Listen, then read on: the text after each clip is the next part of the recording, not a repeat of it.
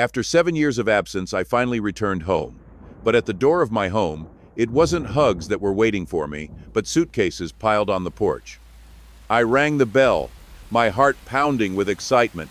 7 years of separation, hundreds of nights with thoughts of returning.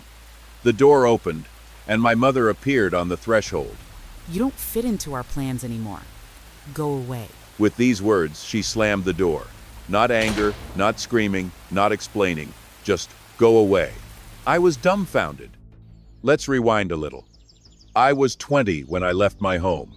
The world beckoned with freedom, dreams, and prospects.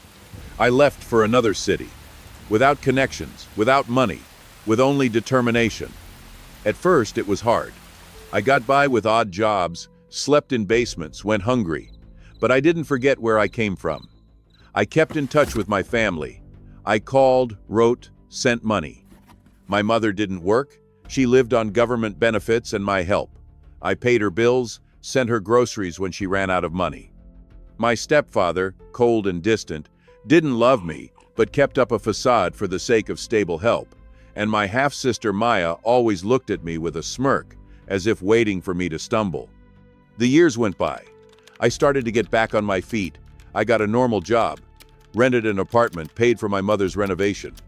I even made her a co-owner of a joint bank account trust. As it turned out, was my biggest mistake. We communicated less and less, but I continued to help. There was a feeling that they needed me, even if they turned away from me. And so I decided to come back. Buy a house, be close, restore what was once called a family. I didn't warn them in advance. I wanted to make it a surprise. Instead, I was met by things on the porch. My mother rang the doorbell and came out with the words, "Get the hell out of here." I left without shouting or arguing, rented a motel room and sat there staring into space. I had nowhere to go. The world I had sacrificed myself for had thrown me out like trash. I called, but my mother didn't pick up. Then I decided to check my finances. And that's when the real nightmare began. Thousands of dollars had disappeared from the account my mother had access to. They had spent them on restaurants, salons, trips, and equipment in recent months. I immediately blocked the card. I checked the loan documents. They had refinanced me, which I didn't even know about. They used my name, my credit rating, and my gullibility. I wasn't a son to them. I was an ATM.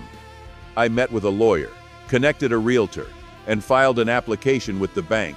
And a week later, a for sale sign appeared on the lawn near the house.